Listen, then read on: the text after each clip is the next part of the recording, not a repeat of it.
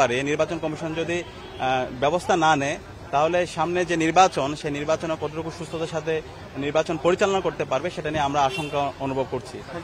একটা বিষয় হচ্ছে আপনাদের জিএস প্রার্থী তার রয়েছে তিনি আজকে সাংবাদিক সম্মেলন করেছেন। আপনাদের বিভিন্ন আইডি থেকে তাকে হ্যারাসমেন্ট করা হচ্ছে এবং তাকে রীতিমতো নাজেহাল করা হচ্ছে।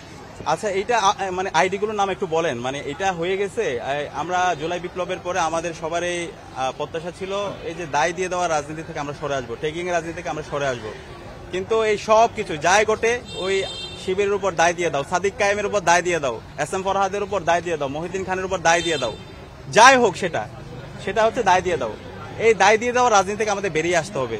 আমি একটু জানতে চাই ওই আইডিগুলো একটু নাম বলেন, কারা কারা করছে।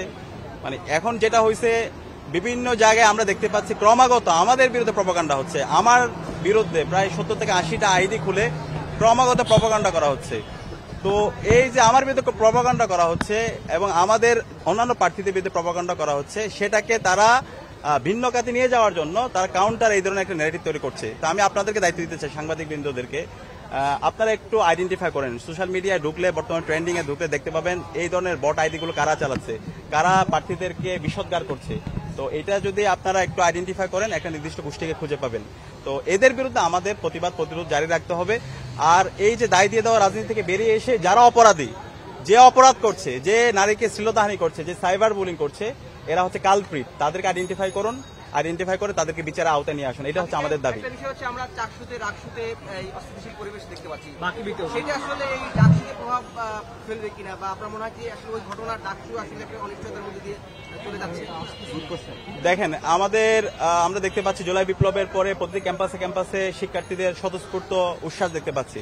এবং জুলাই বিপ্লবের অন্যতম একটা আকাঙ্ক্ষা হচ্ছে প্রতিটি ক্যাম্পাসে ছাত্র সংসদ নির্বাচন হয়ে যাওয়া। ছাত্র সংসদ যদি নির্বাচন হয় তাহলে আমাদের বাংলাদেশের গত 54 বছর ধরে আমরা যে সংকটগুলো তৈরি হয়েছে, যে নেতৃত্বের সংকট তৈরি হয়েছে, শিক্ষার্থীদের আকাঙ্ক্ষা যে পূরণ হয় নাই, সেটার মূল কারণ হচ্ছে ছাত্র সংসদ নির্বাচন না হওয়া এবং ছাত্র সংসদ নির্বাচনটা কার্যকর না থাকা। তো এখন জুলাই বিপ্লবের পরে সবার আকাঙ্ক্ষা, শিক্ষার্থীদের আকাঙ্ক্ষা হচ্ছে প্রতি ক্যাম্পাসে ছাত্র সংসদ নির্বাচন হয়ে যাওয়া। ইতিমধ্যে দেশের বড় বড় ক্যাম্পাসগুলোতে ছাত্র সংসদ নির্বাচনের তফসিল ঘোষণা হচ্ছে। সেই তফসিল ঘোষণার পরে ক্যাম্পাসগুলোকে অস্থিরতা দিকে নিয়ে যাওয়ার জন্য এখানে পরাজিত শক্তি, পাশাপাশি খুনি হাসিনার বিভিন্ন দোসররা তারা বিভিন্নভাবে মেকানিজম করছে। অনেকে বুঝে হোক না বুঝে হোক তাদের পাতানো ফাঁদে পা দিচ্ছে। এবং আমরা দেখতে পেয়েছি আমাদের চট্টগ্রাম বিশ্ববিদ্যালয়ের শিক্ষার্থীদের উপর যারা জুলাই সহযোদ্ধা ছিল তাদের উপর কিভাবে ন্যাক্কারজনক হামলা হয়েছে, শিক্ষকদের উপর হামলা হয়েছে। বাকিবিতে আমরা দেখতে পেয়েছি, গতকালকে রাজশাহী বিশ্ববিদ্যালয়ে আমরা দেখতে পেয়েছি। এইভাবে ক্যাম্পাসগুলোকে অস্থির করার জন্য বিভিন্ন পক্ষ এখানে চেষ্টা করছে।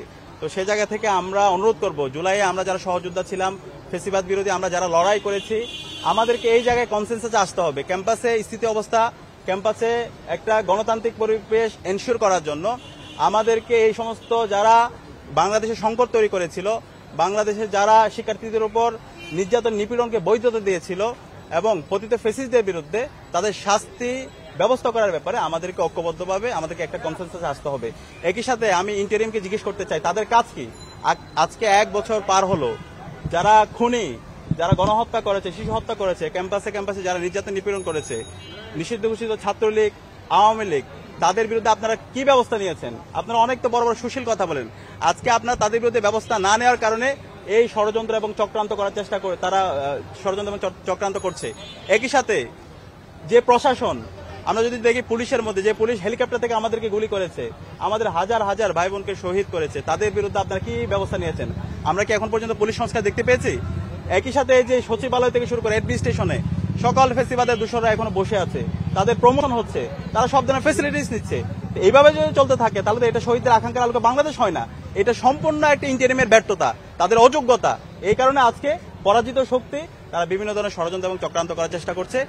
আমরা যারা এই জুলাই বিপ্লবের যারা সহযোদ্ধারা ছিলাম, অনেকে না বুঝে তাদের পাতানো ফাঁদে পা দিয়ে ফেলছি। আমি সবাইকে অনুরোধ করব, এই ফ্যাসিস্টদের বিরুদ্ধে, এই খুনি হাসিনার বিরুদ্ধে, এই নিষিদ্ধ ঘোষিত ছাত্রলীগের বিরুদ্ধে আমাদের লড়াই জারি রাখতে হবে এবং ক্যাম্পাসে আমাদেরকে একটা কনসেনসাসে আসতে হবে। এবং আমরা আশা করছি আমরা সবাই দায়িত্বশীল আচরণ করে এই ফ্যাসিবাদের বিরুদ্ধে আমরা আমাদের লড়াই সংগ্রাম জারি রাখবো এবং একটা গণতান্ত্রিক পরিবেশ আমরা নিশ্চিত করব। ধন্যবাদ সবাইকে।